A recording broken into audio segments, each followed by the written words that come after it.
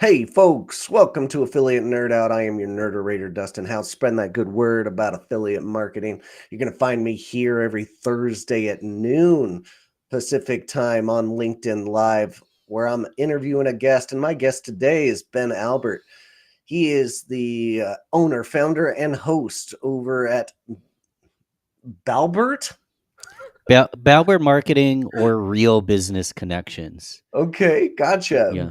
Balbert is quite the joint word there for your name. B. Albert.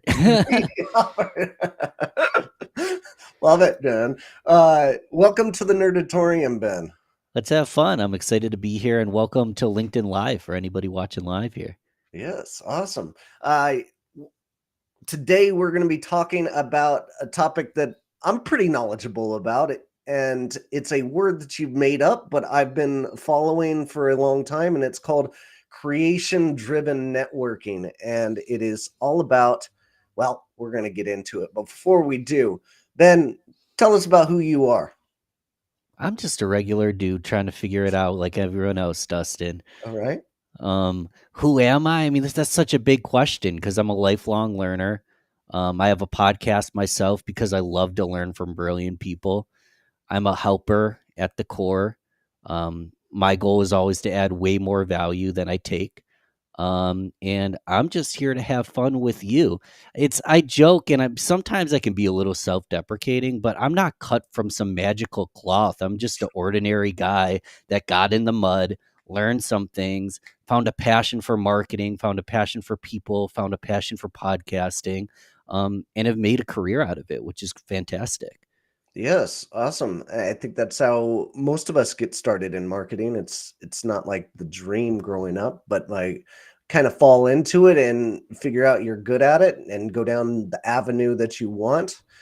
We can all make a career out of it. So tell us about what you're doing and who you're serving out there now.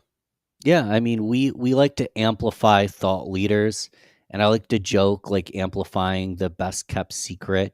Hmm. So my number one source of revenue isn't affiliate specifically.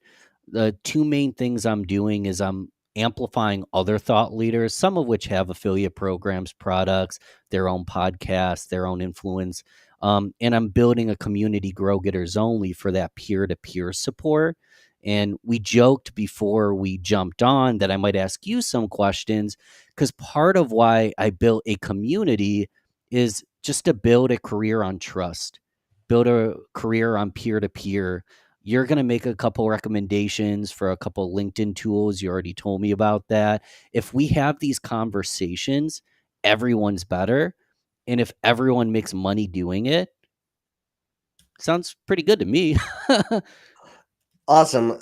And this is a practice that I've been utilizing for, the last 5 to 10 years of my career of network marketing is super valuable to uh, utilize when things might not be going their best. Like you can always fall back on your network and your community and your friends in this industry are those that you make um, via these kinds of conversations. So I'm glad you're in my network now and really excited about digging into the aesthetics of what that content driven networking really means. Can you give us a broad definition of what it means to you? Yeah, so when we think of in content driven networking's fine, creation driven networking, Yes. collaborate and network. I like to say there's a lot of C's because there's collaboration, there's creation, there's Yeah. content, there's community and network and relationships.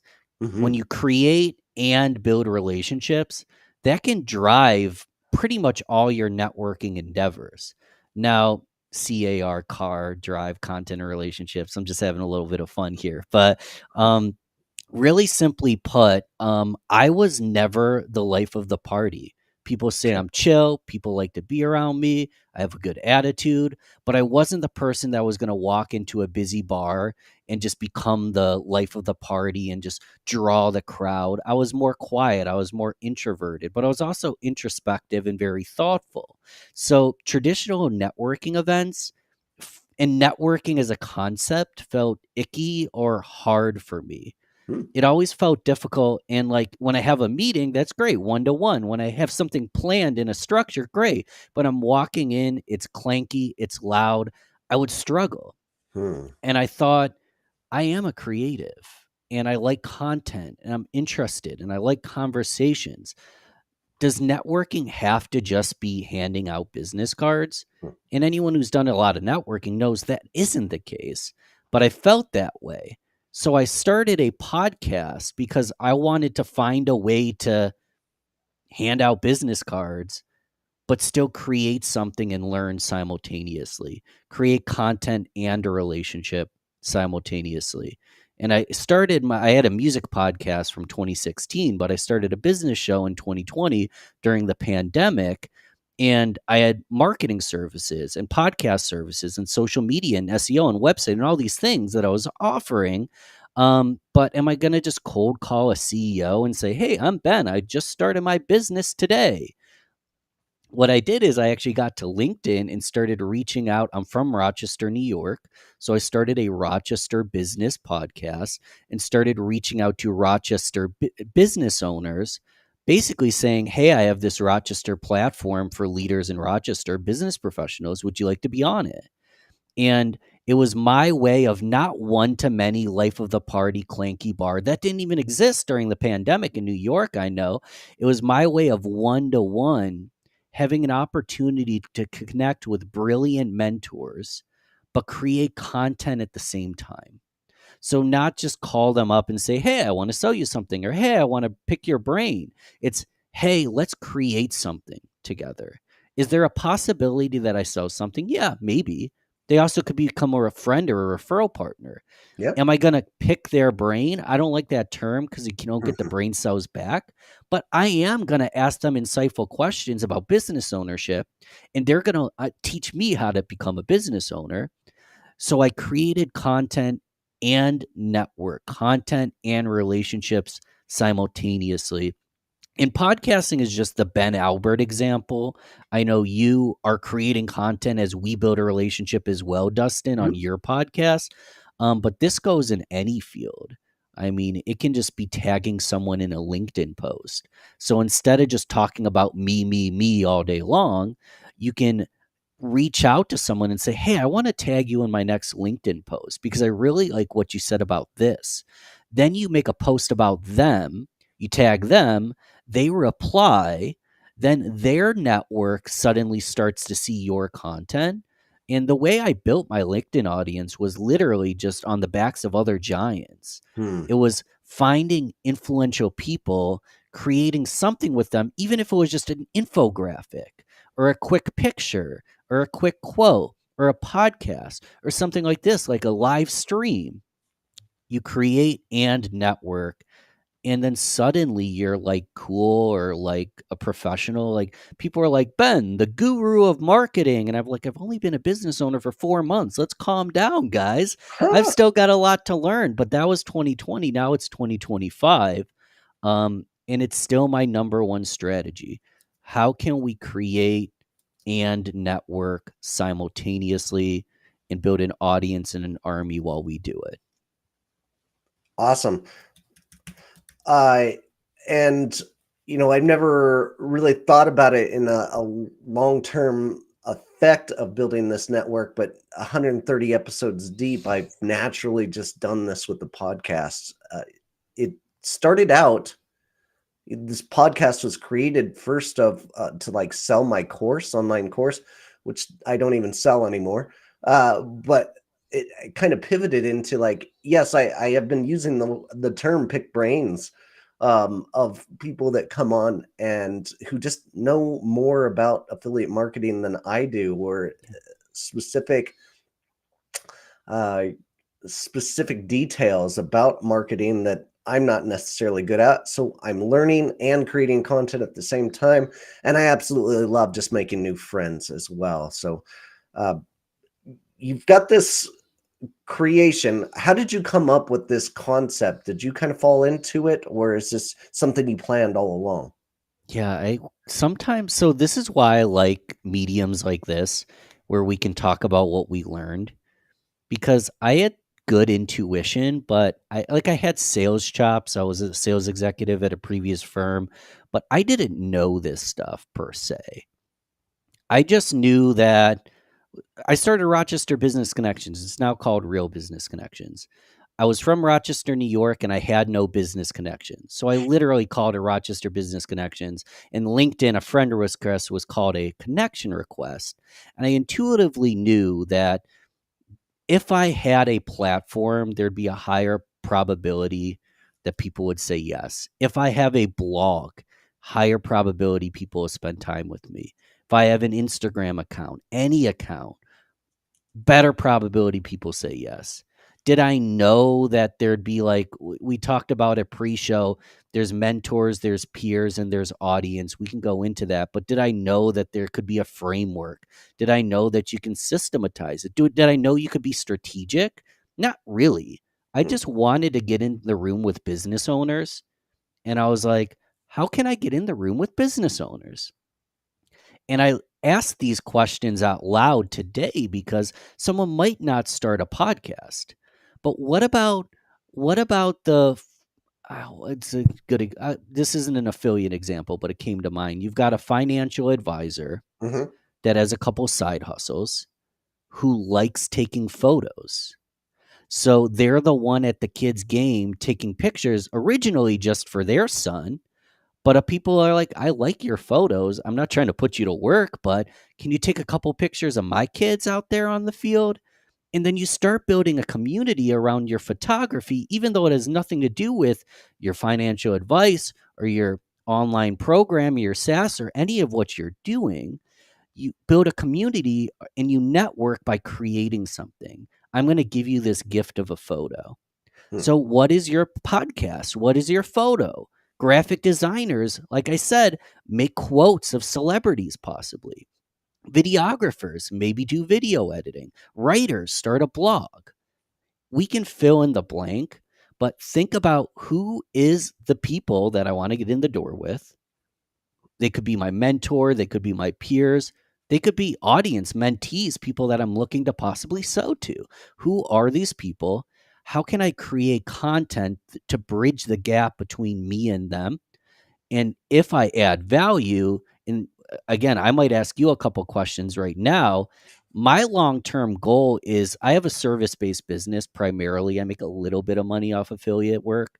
My long time goal is to be a trusted enough podcaster, speaker, educator, friend, community builder that I don't have to have a big team and service based, that I can set up a team of partners and make recommendations to my partners. That's the long term game. But in my thought process, which could be wrong, I didn't want to start slinging products before I had any trust. Mm. And now that I've used this to build trust, it's way easier for someone to come to me and say, Ben, I appreciate all you do in all these categories. I need help here. And I go, I can't help you, but Dustin can. Okay. Go trust him. That's the long term vision. Yeah.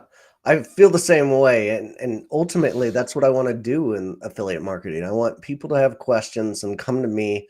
I can help point them in the right direction. I have no business in or no ambition to make my own agency or to do services. I don't want to be in the services industry. I want to be in the networking industry and business. So I want to make those friends and give them my honest suggestions on the tools that I have seen work out there and the services that I know are doing good business. And funny enough, you should say like the podcasting and building that trust. Maybe my fourth episode was with one of my favorite people on earth, Amber Spears, who is the greatest network marketing guru that I've ever met in my life.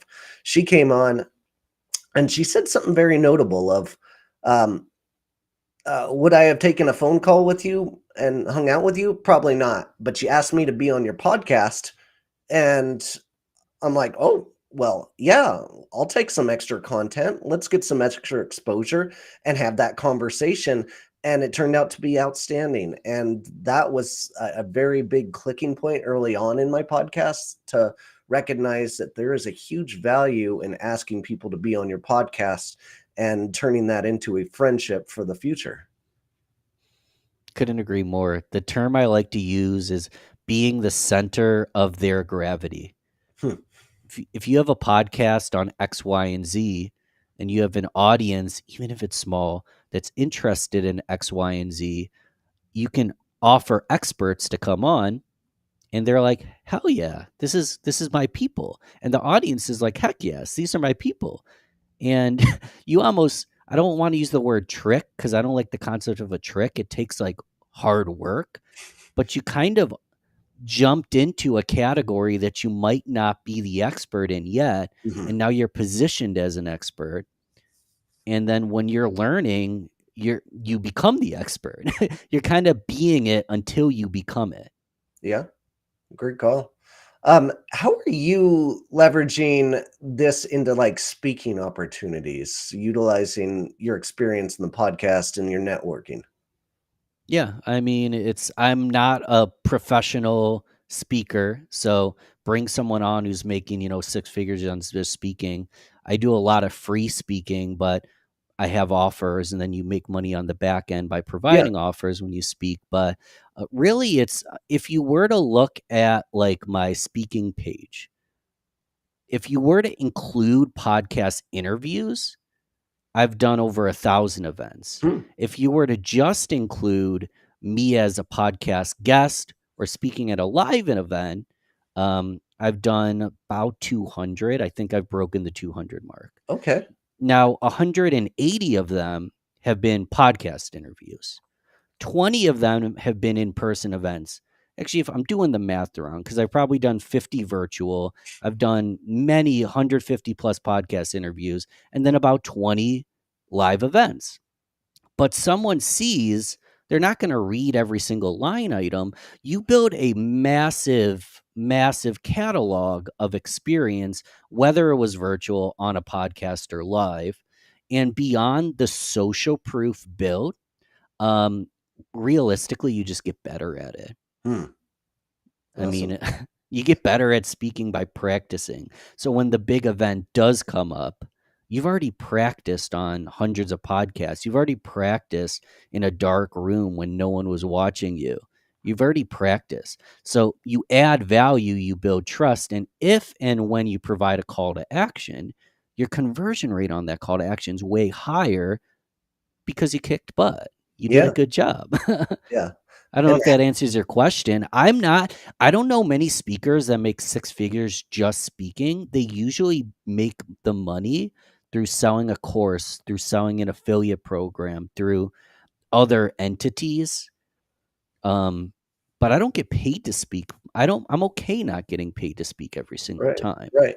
And that's fine with me too. I've never had a paid speaking gig, but I Hmm. love taking the stage, and I love that this podcast gives me an additional avenue to getting on stages. And as my brand grows, and uh, taking the stage and having some kind of call to action, I think is pretty important. So, one of your call to actions essentially is your network and your community. It's called Grow Getters, I believe. And can you tell us a little bit more about what that community is like and what you're doing there?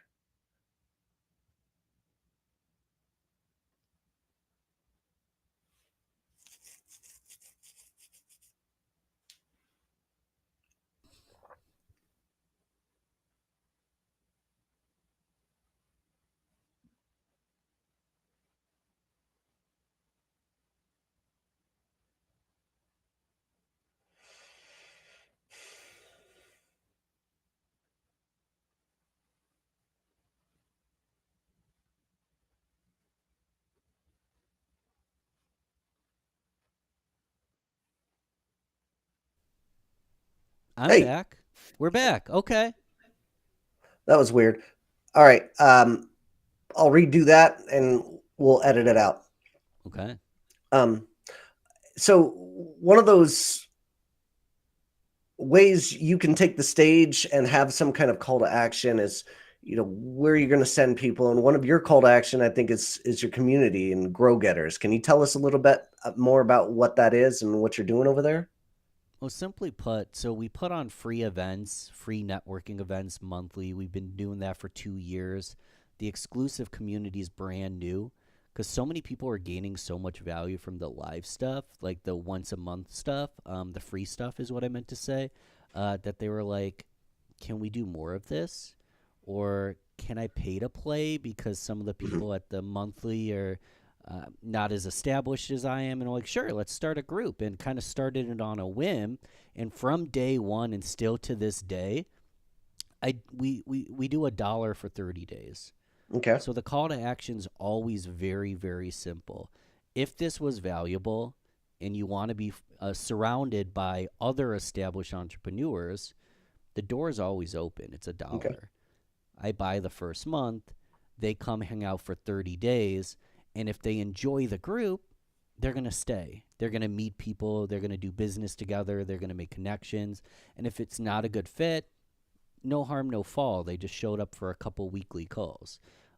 So when I do call to actions, like a scenario with us, um, we have a little, where'd you find us? All you got to do is Yeah. type in the word Dustin, and I pay Dustin. If I'm on a stage and there's no affiliate, I just pay myself, really. But it's really easy because it's $1 for anyone to join. And then if they join through a recommendation and stay longer than the first month, more than the dollar, the person, Dustin is an example, gets paid. I'm not getting paid a ton. But I'm building the community, and then they get to come and join other people and kick some butt. So even talking about it, I'm like, I sound so pitchy because it's never meant to be a sales pitch. If Yeah. it's in the name, Grow Getters Only. Are you a Okay. growth minded go getter? Do you want to be surrounded by other people? If so, come hang out. And if you like it, pay to play and stay, but it's only $1 to hang out. So it's free to hang out. So Smart. I always hate pitching it because I don't want to talk someone into it. Because someone I have to talk into coming doesn't want to be there. I'm forcing them to be there. Okay. Um, yeah, I like the dollar entry fee. It seems like very affordable to go test that out. Love that you're uh, playing around with that as well. But the community aspect, being around like-minded people is always super beneficial. And I love doing it myself as an entrepreneur out there. Amazing that you're building that out. I'm actually building out a new community myself, not just from the affiliate manager standpoint, but I'm starting to build out a new influencer community where I'm helping influencers learn about affiliate marketing and not have to struggle with, begging for sponsors and things like that. Utilizing affiliate marketing is a real big key and something I'm attuned to teaching those influencers out there. Is there anything in affiliate marketing that you're utilizing right now? I know it's not a big revenue stream for you, but any big products that you like promoting? Well, I mean, Amazon's easy Yeah. because if there's a book, if there's an audio book, you just send them the Audible. I'm a huge fan, as a podcaster, I'm a huge fan of Auphonic, Mm, Auphonic. Very, very simply because you can do audio or video. It has a lot of tools, but I use it for the leveling. okay. So I know we can nerd out, but to keep it very simple for any listener, sometimes you get a file that's really soft, one person's soft, the other one's loud, or there's just sometimes it's louder than other times. Hmm. And if you have a YouTube channel, if you have a podcast or any kind of platform, if there's inconsistency in volume, it's just not a good experience. For sure. If I'm laying in bed and it's loud and then it's soft and then it's loud, it's a crap experience. So in literally like 45 seconds, it solves all those issues. And I've Nice. been using it since like 2016. So the tool's only gotten better. Oh, excellent. All right. And anything else that you're using that you want to educate the folks out there with? any networking tools that you find extremely useful? DMs. We could. Okay. It's a whole nother podcast. Um, and I don't want to insult anyone, but I think a lot of people do DMs wrong. Okay. It's too generic. It's not always as personalized as it can be. I don't know if that's just in the tool or the messaging, but to me, there's no easier way to start a conversation than to start a conversation. Okay. So, whether you're using a tool with a team, whether you're writing the scripts, or if you're doing it manually, the best thing you can do is just open a conversation and invite someone to do something of value. Invite them to a networking event. Invite them to listen to a podcast. Invite them with free content. Or don't even invite them. Just love on their content, support them. And they're going to go, "What do you do again?" But there's a big problem, and this is a whole nother podcast. There's never been more content. The amount of content we're making by the minute is more content than was made in like all of the year 2000. In 1 minute, boom, content just gets flooded in the world. Hmm. But you're not communicating if there's no conversation. It's a one-sided form of communication. If people are consuming it, you can call it communication, but there's a lot of content that's not getting many hits, not converting, not getting enough traffic, and you might not have income to pay for the ads to ensure it does, but there's a direct message button that's free, and you can just start messaging people. Yeah. I think it's the most underutilized thing. If anyone wants to get my attention for a podcast, for example, don't message me a brick wall of text in my email. Just DM me on Bless You. DM Like, me on LinkedIn. Say, hey, listen to you on the show with Dustin. Keep up the good work. You'll get my attention immediately. So I could talk all day on this, but I think the most underutilized tool is just sending people direct freaking messages. yeah. And that connection request on LinkedIn is super important as well. If you don't cater that to the person you're doing, if it's just generic, that's going Mm-hmm. to get overlooked. But if you're very specific, like, hey, I saw you on Dustin's podcast, loved your work, that's the times that you make that connection and you get a response. So it's super important in that Guaranteed aspect. response. Yeah. Guaranteed response on a message like that. Yeah. Awesome. Um, well, this has been great, Ben. Appreciate your time and discussing this topic. This is something I absolutely love. How do we get a hold of you? I mean, it's easy. If you're watching on LinkedIn, click my face or whatever. It's Ben Albert. My podcast is called Real Business Connections. If you can't spell it, you probably need the podcast because we got a lot of good education. You just type in the words Real Business Connections into Google. You'll find me there. Great. And yeah, thanks for having me, Dustin. It's been fun. Yeah, you got it, man. Thanks for being here. And for all those affiliate managers out there, keep on recruiting. We'll see you next time. Take care.